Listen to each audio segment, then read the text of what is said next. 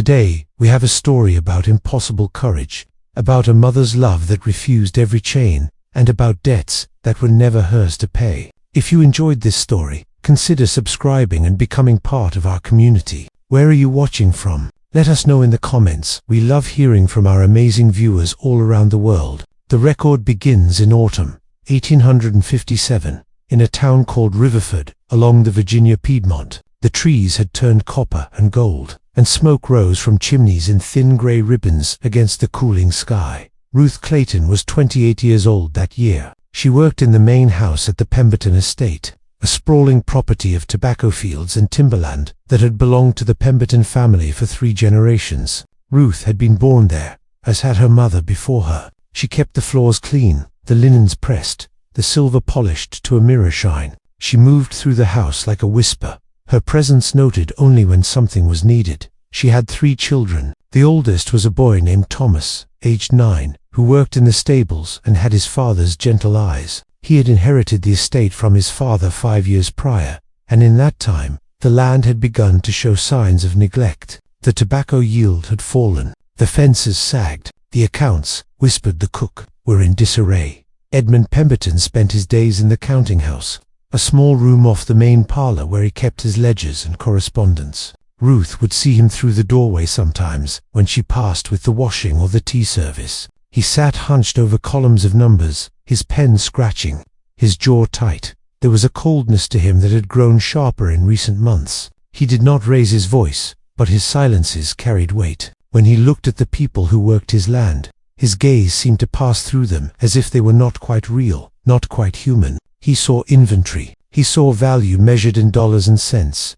Ruth had learned long ago to move carefully around men like Edmund Pemberton. She kept her eyes lowered. She answered when spoken to and not before. She made herself small and useful and unremarkable, but she had also learned to listen. She heard things while she worked, fragments of conversation that drifted from the counting house. Edmund Pemberton owed money, a great deal of money, $1,000 to a bank in Richmond, due by the end of the year. The harvest had been poor. The creditors were growing impatient. One evening in late October, Ruth was polishing the brass candlesticks in the hallway when she heard Edmund Pemberton speaking with a visitor. The man's voice was smooth and businesslike. He spoke of assets and liquidation and market value. Ruth's hand slowed on the brass. "You have options," the visitor said. "The Richmond markets are strong right now. Healthy children bring premium prices." There was a long silence. Then Edmund Pemberton said, very quietly, "Show me the figures." Ruth's heart turned to stone in her chest. That night, she held her children close in the cabin. Thomas asked her why she was shaking. She told him it was just the cold, though the fire burned warm and bright. The week that followed moved like a slow dream edged with darkness. Edmund Pemberton walked the property with a man from Richmond, a slave trader named Harold Vance. He was a tall man with a neat beard and clean hands, dressed in a fine coat that marked him as someone who profited from other people's suffering. He carried a leather notebook and made marks in it with a pencil as he walked. They came to the stables first. Ruth watched from the kitchen window as they stood outside the barn, talking in low voices. Harold Vance pointed at Thomas, who was carrying water to the horses. Edmund Pemberton nodded. Ruth's blood ran cold. She tried to go about her work as if nothing had changed. She scrubbed the floors. She beat the rugs. She served the meals with steady hands. But inside, she was breaking apart. On the 3rd day, Edmund Pemberton called Ruth into the counting house. She stood in the doorway, her hands folded in front of her, her eyes on the floor. "Come in," he said. She stepped inside. The room smelled of ink and old paper. The ledgers were open on the desk, columns of numbers marching down the pages in neat rows. Edmund Pemberton did not look at her when he spoke. "I have debts to settle," he said. "The bank in Richmond has called in my loan. $1,000, due by December 3rd. I do not have it." Ruth said nothing. Her throat had closed.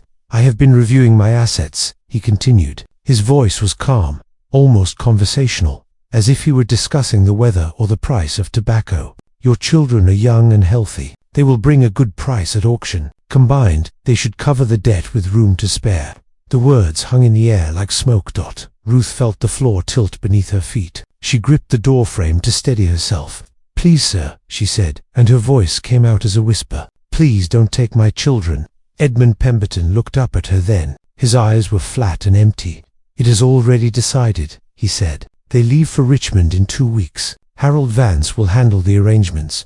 Ruth's vision blurred. She tried to speak, to beg, to reason with him, but the words would not come. "You may go," Edmund Pemberton said. Turning back to his ledgers, Ruth walked out of the counting house on legs that did not feel like her own. She made it to the kitchen before her knees gave out. The cook, a woman named Dinah, who had worked at Pemberton Estate for 30 years, caught her before she fell. "What did he say?" Dinah whispered. Ruth could not answer. She could only shake her head, tears streaming down her face. That night, Ruth lay awake in the cabin while her children slept. She listened to their breathing, soft and steady in the darkness. Thomas murmured something in his sleep. Clara shifted and sighed. Samuel's little hand rested on her arm. She thought about running, taking the children and disappearing into the night, heading north toward freedom. But she knew the risks. The slave catchers, the dogs, the cold. Winter was coming, and they would not survive the journey. She thought about begging Edmund Pemberton again, throwing herself at his feet, promising anything, but she knew it would make no difference. She had seen the look in his eyes. To him, her children were not people. They were numbers on a page, assets to be sold, in the darkest hour before dawn. Ruth made a decision. She would not let them go without a fight. But how could an enslaved woman fight a system designed to crush her? The answer came to her slowly, like light creeping through a crack in the wall. There were rules, laws, papers. The very things that bound her might also be the things that could save her children. She would need help. She would need to be clever. She would need to be braver than she had ever been in her life. That as the first grey light touched the window, Ruth rose from her bed and began to plan. Ruth knew that somewhere in Edmund Pemberton's counting house there were papers, bills of sale, deeds, records of ownership. The law required it, even for people held as property. She had been born at Pemberton Estate. Her mother, Esther, had been born there too, and had died there when Ruth was 16. Somewhere in those ledgers was proof of their existence, their lineage, their history, and perhaps, hidden in those records, there was something she could use. Ruth could not read. She had never been taught, but she knew someone who could. Daniel Freeman was a free black man who worked as a carpenter in Richmond. He had purchased his freedom 20 years earlier and had since built a small but respectable business, repairing furniture and building cabinets for the townspeople. He was known as an honest man, a quiet man, someone who kept his head down and his opinions to himself. He was also Ruth's cousin. His mother and Ruth's mother had been sisters before they were separated and sold to different estates. On Sunday, the one day Ruth was permitted to leave the property for a few hours to attend church, she walked the 3 miles into town. The October air was sharp and cold. Leaves skittered across the road like small animals fleeing. She found Daniel at his workshop behind the Baptist church, planing a length of oak for a table leg. "Cousin," she said from the doorway. He looked up, surprised. They had not spoken in months. "Ruth," he said, setting down his tools. "What brings you here?" She stepped inside and closed the door behind her. Then she told him everything. Daniel listened without interrupting. When she finished, he sat down heavily on his workbench, his face grave. "What you are asking is dangerous," he said. "If Pemberton discovers what you are trying to do, he will make it worse. He might sell you too." "I know," Ruth said, "but I have to try." Daniel was quiet for a long moment. Then he nodded. "There is a lawyer in town," he said, "Robert Hayes. He is not friendly to our people, but he follows the law. If there is something irregular in Pemberton's ownership papers, something that was never properly recorded, Hayes would know it." "How do I reach him?" Ruth asked. "You cannot," Daniel said, "but I can. I have done work for his office. I will make inquiries, carefully. But Ruth, you must understand, even if we find something, the courts do not favor people like us. The law is not on our side." "I know," Ruth said again, "but it is all I have." Over the next week, Ruth continued her work at the estate as if nothing had changed. She polished the silver. She swept the floors. She served Edmund Pemberton his meals and kept her face blank and her voice soft. But at night, her mind raced. She began to notice things she had never paid attention to before. The way Edmund Pemberton locked the counting house door each evening. The way he kept the key on a ring attached to his vest. The way he sometimes forgot to lock the desk drawer where he kept his current ledgers. One evening, while serving supper, Ruth saw the key ring sitting on the hall table. Edmund Pemberton had removed his vest to wash. his hands before the meal. Her heart hammered in her chest. She glanced toward the dining room. She could hear Edmund Pemberton speaking with Harold Vance, who had come again to finalize the arrangements. Ruth's hand moved before her mind could catch up. She took the counting house key from the ring, slipped it into her apron pocket, and replaced the ring on the table. Her hands shook so badly she nearly dropped the soup tureen that night. After the house had gone dark and silent, Ruth crept from her cabin. The moon was a thin crescent, barely enough light to see by. She moved like a shadow across the yard, her heart pounding so loud she was certain someone would hear it. The counting house door opened with a soft click. Inside, the room was black as ink. Ruth felt her way to the desk, her fingers brushing over paper and leather and the cold metal of an inkwell. She found the ledger, opened it, ran her fingers over the pages, feeling the texture of the ink, the shapes of the letters she could not read. She did not know what she was looking for. She did not know if there was anything to find, but she stood there in the darkness, touching the proof of her own erasure, and refused to give up hope. A floorboard creaked outside. Ruth froze, her breath caught in her throat. Footsteps, slow and deliberate.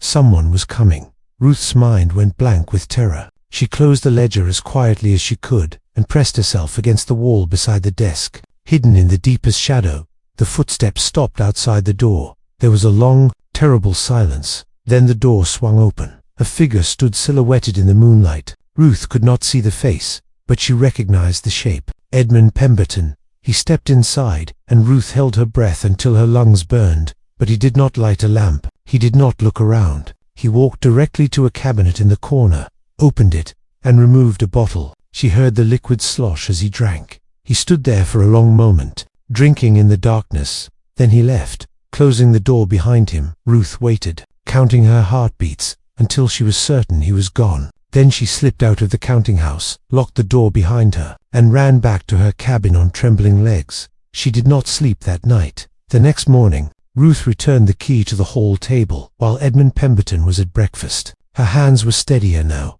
though her heart still raced. 3 days later, Daniel sent word through Dinah. He needed to see Ruth.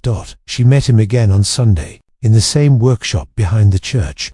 I spoke with Robert Hayes, Daniel said. His face was grim. He reviewed the county records. Ruth, there is something you need to know. Ruth's chest tightened. What is it? Your mother, Esther, Daniel said. She was not born a slave. She was born free. Her parents were freed by will in 1810, in North Carolina. The manumission papers were filed properly. Your mother should have been free, which means you should have been born free. The world tilted. But how? Ruth began. Your mother was taken, Daniel said. Stolen from North Carolina when she was 14 years old and sold south. The papers were never transferred. Edmund Pemberton's father bought her at auction in Richmond, believing she was legally enslaved. But the sale was fraudulent. She was legally free.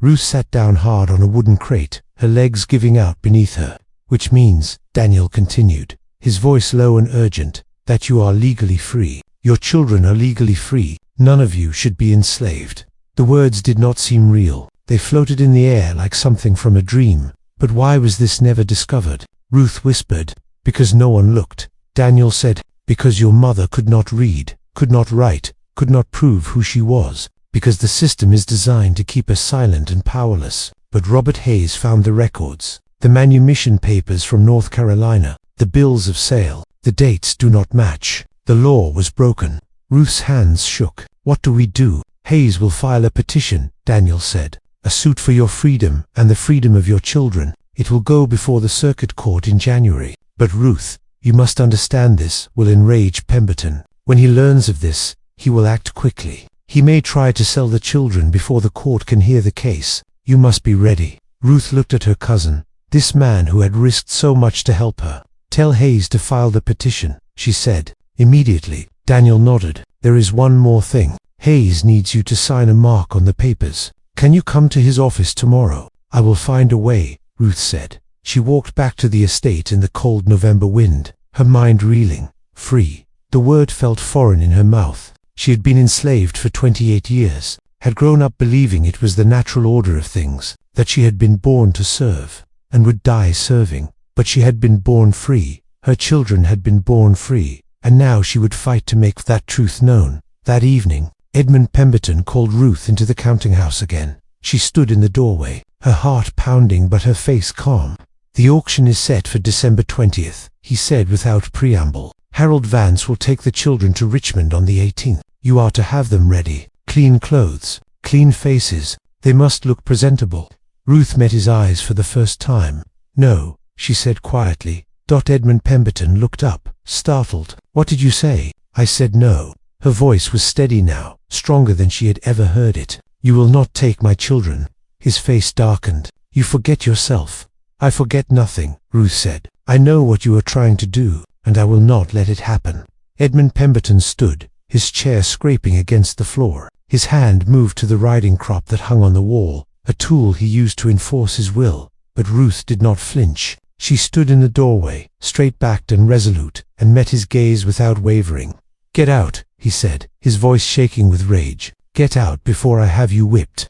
Ruth turned and walked away, her head high. Behind her, she heard Edmund Pemberton slam his fist on the desk. The battle had begun. The petition was filed on Monday, November 16th, 1857. Robert Hayes, attorney at law, presented the documents to the Madison County Circuit Court clerk. The petition stated that Ruth Clayton and her 3 children, Thomas, Clara, and Samuel, were being unlawfully held in bondage by Edmund Pemberton, and that proof existed of their rightful status as free persons. The clerk read the petition twice, his eyebrows rising higher with each reading. "This is irregular," he said. "The law is the law," Robert Hayes replied. "Judge Thornton will need to review this," the clerk said. "The court does not reconvene until January 8th. "Then we will wait for January 8th, Hayes said. "But in the meantime, I am requesting an emergency injunction preventing Mr. Pemberton from selling the children or removing them from Madison County until the matter is resolved." The clerk hesitated. Then he made a note in his ledger. "I will present it to the judge this afternoon." Word spread through Riverford like wildfire. An enslaved woman was suing for her freedom. An enslaved woman was challenging Edmund Pemberton in court. It was unheard of. It was scandalous. It was dangerous. The town split along invisible lines. Some people, mostly the wealthy landowners and their allies, scoffed at the petition. The law was on their side, they said. Slavery was legal, sanctioned, protected. Ruth Clayton was property, and property did not have the right to sue. But others, a smaller and quieter group, began to whisper. They whispered about justice, about truth, about the records that had been uncovered in North Carolina, about a system that stole people and called it legal. Edmund Pemberton received notice of the petition on Tuesday afternoon. He read it once, then read it again, his face turning a deep crimson. Then he threw the paper into the fireplace and watched it burn. "Send for Harold Vance," he told his housekeeper. Immediately, Harold Vance arrived the next morning, his neat beard freshly trimmed, his leather notebook under his arm. "I want the children sold," Edmund Pemberton said, without preamble. "Now, before the court can interfere." Harold Vance frowned. "I have heard about the petition. If you sell them now, you will be in contempt of court. The judge could rule against you automatically." "I do not care about the court," Edmund Pemberton snapped. "I care about my debts. I need that money. If you act too quickly, you will lose everything." Harold Vance said. "Not just the case, but your reputation, your standing in the community, perhaps even your property." Edmund Pemberton paced the room, his hands clenched into fists. "Then what do you suggest?" he demanded. "We wait," Harold Vance said. "We let the court process play out, and we find evidence to prove that the petition is false. We discredit the lawyer. We cast doubt on the records from North Carolina. We make Ruth Clayton look like a liar and a troublemaker." Edmund Pemberton stopped pacing. His eyes narrowed. "Can that be done?" "It can," Harold Vance said, "but it will require time and money." "I will find the money," Edmund Pemberton said. Meanwhile, Ruth prepared for the fight of her life. Robert Hayes met with her 3 times over the following week, always in secret, always in places where they would not be seen together. He explained the legal process to her. He showed her the documents from North Carolina. He prepared her for what would happen in court. "They will question you," he said. "They will try to make you seem ignorant, dishonest, or confused. You must remain calm. You must answer truthfully. You must not let them provoke you into anger." "I understand," Ruth said. "They will also question your children," Hayes continued. "They will ask them about their lives, their work, their treatment. The court will want to determine if they are better off enslaved or free. Ruth's jaw tightened. They are better off free. We will prove that, Hayes said. But we must be strategic. We must present the facts clearly and let the law speak for itself. On the first Sunday in December, Ruth took her children to the Baptist church in River. It was a small building with whitewashed walls and rough wooden pews. The congregation was mixed, black and white, slave and free, though they sat on opposite sides of the aisle. The preacher that day spoke about deliverance, about Moses leading his people out of Egypt, about faith in the face of impossible odds. Ruth listened with her children beside her, their hands clasped in hers. After the service, several members of the congregation approached her. They were black families, some free, some enslaved, some from neighboring estates. "We are praying for you," one woman said. "You are brave," another whispered. An older man, his back bent from years of labor, pressed a few coins into her hand. "For the lawyer," he said. Ruth tried to refuse, but he closed her fingers around the coins. "We all benefit if you win," he said. "You are fighting for all of us." Ruth walked back to the estate that afternoon with tears in her eyes. She was not alone that night. She gathered her children in the cabin and told them the truth. She told them about their grandmother Esther, about the papers from North Carolina, about the petition before the court. Thomas listened with wide eyes. Clara cried. Little Samuel did not fully understand, but he held his mother's hand and stayed quiet. "What will happen?" Thomas asked. "I do not know," Ruth said honestly, "but I will fight for you. I will fight until there is no fight left in me." "Will they take us away?" Clara whispered. "Not if I can help it," Ruth said. She pulled them close, her arms around all three of them. "Not if I can help it." Outside, the December wind rattled the shutters. Winter was coming. The court date was 6 weeks away, and somewhere in the main house, Edmund Pemberton was plotting his next move. But for the first time in her life, Ruth felt something she had never felt before. Hope. The injunction was granted on December 3rd. Judge William Thornton, a stern man of 60, with a reputation for following the letter of the law, issued a temporary order preventing Edmund Pemberton from selling or removing Ruth Clayton's children from Madison County until the court could hear the freedom suit. In January, the order was delivered to Pemberton estate by the county sheriff, a quiet man named Marcus Webb who had known Edmund Pemberton since childhood. Edmund Pemberton read the order in silence. Then he crumpled it in his fist. "This is outrageous," he said. Sheriff Webb shifted uncomfortably. "It is the judge's ruling, Edmund. You must abide by it." "This is my property," Edmund Pemberton said. "My land, my affairs. No court has the right to interfere." "The court has every right," Sheriff Webb said carefully, "especially when questions of law are raised. Judge Thornton takes such matters seriously." Edmund Pemberton stared at the sheriff for a long moment. Then he turned away. "Get off my land." Sheriff Webb left without another word. That evening, Edmund Pemberton summoned Ruth to the counting house once more. She stood in the doorway, her face calm, her hands steady. "You have done something foolish," Edmund Pemberton said. His voice was cold and controlled, but beneath it was a fury that made the air feel heavy. "You have filed a petition based on lies and false documents. You have brought scandal to this estate and to my family name." "I have told no lies," Ruth said quietly. "The documents are real. The law was broken. I am asking the court to set it right." "The court will dismiss this nonsense," Edmund Pemberton said. "And when it does, I will make certain you regret this defiance. You and your children will be separated. You will be sold south, where you will spend the rest of your days in the fields under an overseer's lash." Ruth felt the threat like a physical blow, but she did not flinch. "The court will decide," she said. Edmund Pemberton's jaw tightened. "Get out of my sight." Ruth turned and left, her heart pounding but her steps sure. Over the following weeks, life at the estate became unbearable. Edmund Pemberton began to exert every small cruelty he could without violating the injunction. He reduced Ruth's rations. He assigned her the hardest and dirtiest works, scrubbing the floors on her hands and knees, hauling water from the well, cleaning the stables. He forbade her from speaking to the other workers. He separated her from her children during the day, assigning them to different parts of the estate. Thomas was sent to work in the far tobacco fields. Clara was kept in the kitchen under the watchful eye of the head cook, who had been ordered not to let her speak to her mother. Samuel was locked in a storage shed each morning and told to stay quiet. It was a calculated cruelty designed to break Ruth's spirit, but she did not break. Each evening, after the work was done, Ruth would find her children and gather them close. She would check them for injuries, feed them what little food she had saved, and tell them stories to keep their hearts from hardening. "Mama is tired," Clara said one night, touching Ruth's face.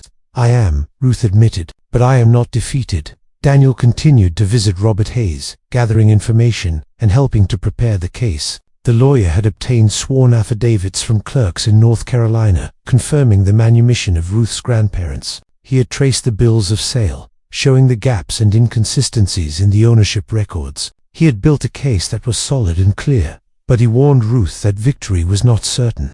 "Judge Thornton is a fair man, but he is also a man of his time," Hayes said. "He believes in the law, but he also believes in the social order. We must present a case so compelling that he has no choice but to rule in your favor." "What more can we do?" Ruth asked. "We need witnesses," Hayes said. "People who can testify to your character. People who can speak to the legitimacy of the records. And if possible, we need someone who knew your mother and can confirm her story."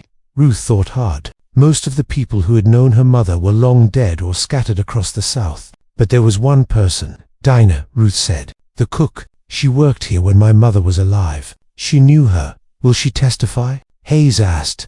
"I will ask her," Ruth said. That evening, Ruth approached Dinah in the kitchen after supper had been served. "I need your help," Ruth said quietly. Dinah looked around to make sure they were alone. "Child, you are playing with fire. Pemberton is already furious. If I testify, he will punish me too." "I know," Ruth said, "and I would not ask if there were any other way. But you knew my mother. You knew her story. The court needs to hear it." Dinah was silent for a long moment, her weathered hands resting on the table. Then she nodded slowly. "Your mother was a good woman. She deserved better than what she got. If my words can help you and your babies, then I will speak them." Ruth reached out and squeezed Dinah's hand. "Thank you." On December 22nd, just 3 days before Christmas, Edmund Pemberton made one final attempt to stop the case. He sent a letter to Judge Thornton, claiming that Ruth was mentally unstable and that the petition was the result of manipulation by outside agitators who sought to undermine the institution of slavery. He requested that the case be dismissed and that Ruth be declared incompetent. Robert Hayes learned of the letter and immediately filed a response, calling Edmund Pemberton's claims false and defamatory. Judge Thornton scheduled an emergency hearing for December 30th to address the matter. The night before the hearing, Ruth could not sleep. She sat in the cabin with her children, watching them breathe in the firelight, and prayed to a God she was not sure was listening. "Please," she whispered, "please let them see the truth." The next morning, she dressed in her cleanest dress and walked to the courthouse in Riverford, flanked by Daniel and Robert Hayes. The small courtroom was packed. White townspeople filled the benches, murmuring among themselves. A few black faces were scattered in the back, watching in tense silence. Edmund Pemberton sat at the front with his own lawyer, a sharp-faced man named Charles Whitmore. Judge Thornton entered, and the room fell silent. The fight for freedom had reached its turning point. Judge Thornton sat behind the bench, his face unreadable. "This hearing concerns the motion by Mr. Edmund Pemberton to dismiss the freedom suit filed by Ruth Clayton," he said. "Mr. Whitmore, you may begin." Charles Whitmore stood, his hands clasped behind his back. He was a practiced speaker, confident and smooth. "Your Honor," he said, "this petition is a fabrication. Mrs. Clayton is an enslaved woman who has been influenced by radical abolitionists, seeking to destabilize our social order. She has no legal standing to bring this suit, and the documents presented by Mr. Hayes are unreliable at best, fraudulent at worst." He gestured toward Ruth, who sat quietly beside Robert Hayes. "Mrs. Clayton cannot read or write. She cannot verify these documents. She is repeating words that have been fed to her by outside agitators. We ask the court to dismiss this case immediately and to sanction Mr. Hayes for bringing a frivolous claim." Judge Thornton looked at Robert Hayes. "Your response?" Hayes stood. He was younger than Whitmore, less polished, but his voice was steady. "Your Honor, the documents are genuine. They have been verified by clerks in North Carolina. The manumission papers of Mrs. Clayton's grandparents are on file in the public records of Wilmington County. The bills of sale show clear inconsistencies in the chain of ownership. This is not a frivolous claim. This is a case of unlawful enslavement that has persisted for more than a quarter century. Do you have the original documents?" Judge Thornton asked. "We have certified copies, Your Honor," Hayes said. "The originals remain in North Carolina, but I have affidavits from the county clerks confirming their authenticity." Judge Thornton examined the papers that Hayes placed before him. The courtroom was silent, except for the rustling of pages. Finally, the judge looked up. "I am not prepared to dismiss this case," he said. "The documents appear legitimate, and the questions raised are substantial. We will proceed to a full hearing on January 8th as scheduled." Edmund Pemberton's face darkened. "However," Judge Thornton continued, "I want to hear from Mrs. Clayton herself. I want to understand her claim in her own words." Robert Hayes nodded. "Mrs. Clayton is prepared to speak, Your Honor." Ruth stood. Her legs felt unsteady, but she forced herself to walk to the front of the courtroom. Judge Thornton looked at her with sharp, appraising eyes. "Mrs. Clayton," he said, "do you understand why you are here?" "Yes, sir," Ruth said quietly. "Tell me, in your own words, what you are asking this court to do." Ruth took a breath. Her voice was soft at first, but it grew stronger as she spoke. "I am asking the court to recognize that my children and I are free," she said. "My mother was born free. Her parents were freed by legal manumission in North Carolina. She was stolen and sold into slavery when she was a girl. I was born to her while she was unlawfully enslaved. My children were born to me. None of us should be in bondage." "How do you know your mother was born free?" Judge Thornton asked. "Because she told me," Ruth said. "Before she died, she told me about her parents, about the farm they owned, about the papers that made them free. She told me we were not meant to be slaves." "But you have no direct knowledge of these papers," Judge Thornton said. "No, sir," Ruth admitted. "I cannot read, but Mr. Hayes found the records. They prove what my mother told me." Judge Thornton was quiet for a moment. "What do you want for your children?" he asked. Ruth met his eyes. "I want them to be free. I want them to grow up knowing they belong to themselves. I want them to learn to read and write. I want them to have the chance my mother never had." The courtroom was utterly silent. Judge Thornton leaned back in his chair. "Mr. Pemberton, do you wish to respond?" Edmund Pemberton stood, his face tight with anger. "This woman is a liar," he said flatly. "She has invented this story to avoid her lawful obligations. She is my property, purchased legally by my father. I have the bills of sale to prove it. May I see those bills of sale?" Judge Thornton asked. Edmund Pemberton hesitated. Then he gestured to Charles Whitmore, who handed a folder to the judge. Judge Thornton reviewed the documents carefully. His expression shifted slightly, though he said nothing. Finally, he looked up. "These bills of sale are dated 1832, he said. "They list a woman named Esther, aged 14, purchased in Richmond, but there is no record of prior ownership. No indication of where she came from or who sold her to the Richmond auction house." "That is not unusual, Your Honor," Whitmore said quickly. "Record-keeping in those years was often incomplete." "Perhaps," Judge Thornton said, "but it raises questions, serious questions." He turned to Ruth. "Mrs. Clayton, I am inclined to allow this case to proceed to trial, but I need you to understand something. Even if your mother was born free, proving it will be difficult. The burden of proof is on you. You must convince this court, beyond doubt, that you and your children have been unlawfully held." "I understand, sir," Ruth said. Judge Thornton nodded. "Very well. We will reconvene on January 8th for a full hearing. Until that time, the injunction remains in place. Mr. Pemberton, you are not to sell, transport, or harm Mrs. Clayton or her children in any way. If you violate this order, you will be held in contempt." Edmund Pemberton said nothing, but his hands clenched into fists.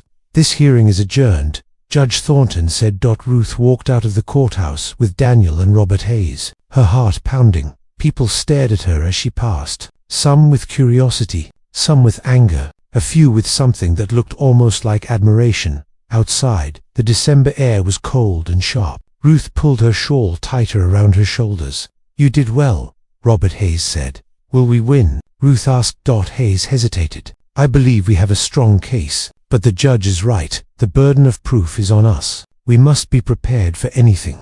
Ruth nodded. She looked up at the gray sky, at the bare trees lining the street, at the world that had tried to break her and failed. "I am ready," she said.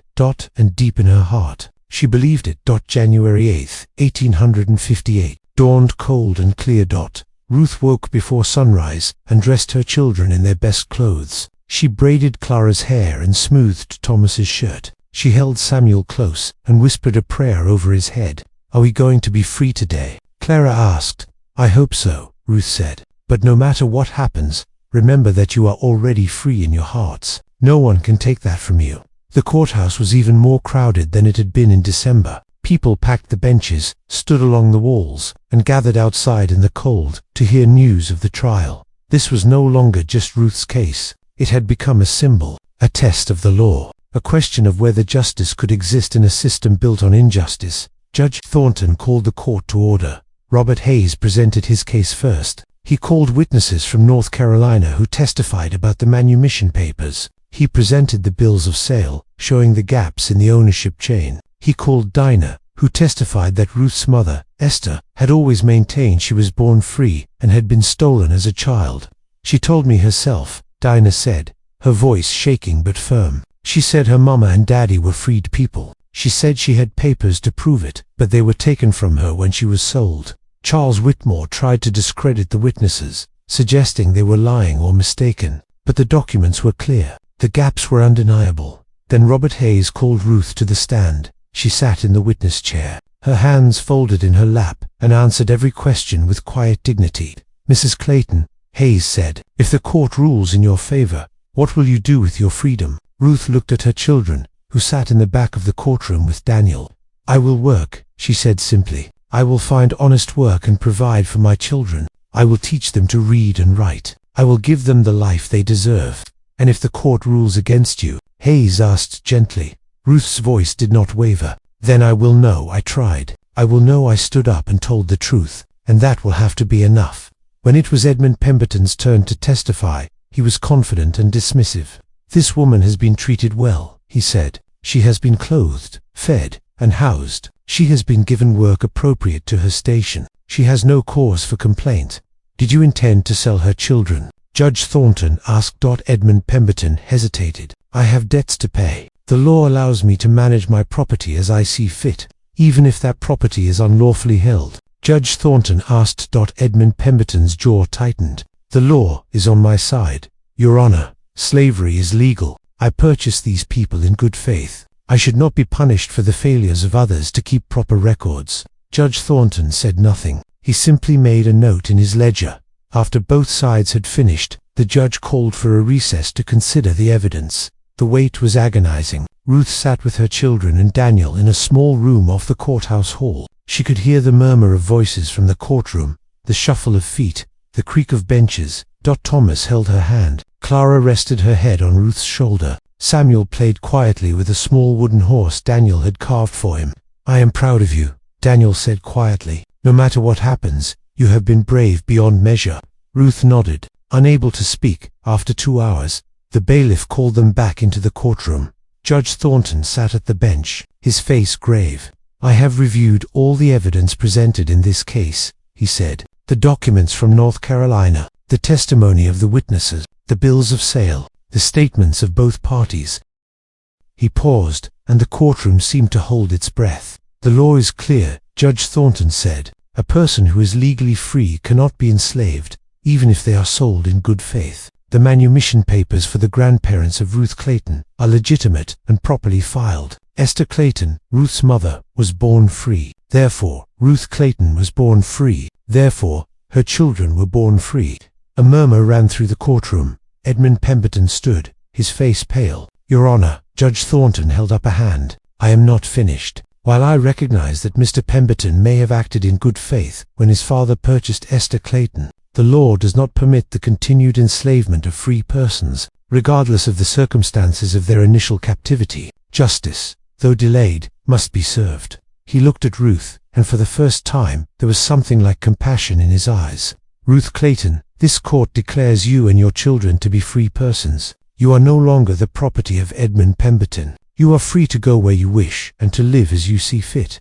Ruth felt the words wash over her like water. Free. The courtroom erupted. Some people cheered, others shouted in protest. Edmund Pemberton stormed out, his lawyer trailing behind him, but Ruth heard none of it. She turned to her children, tears streaming down her face, and pulled them into her arms.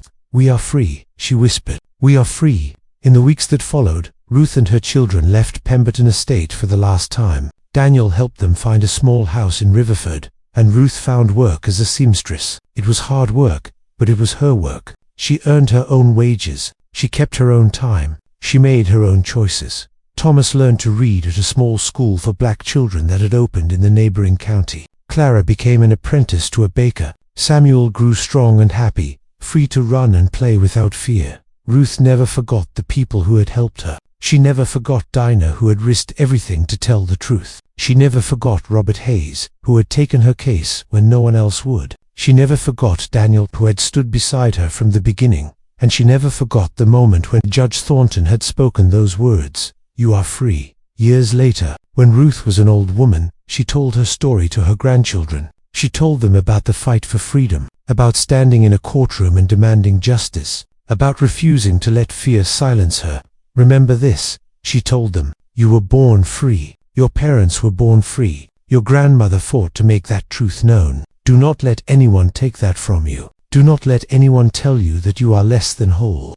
The last record of Ruth Clayton appears in the 1870 census for Madison County, Virginia. She is listed as a free woman of color, age 41, occupation, seamstress. Living with her are 3 grown children and 5 grandchildren. She died in 1882. At the age of 53, surrounded by family in a home she owned, her name is written in the court records. Her story is written in the ledgers. And though the world tried to erase her, she would not be erased. She stood, she fought, she won.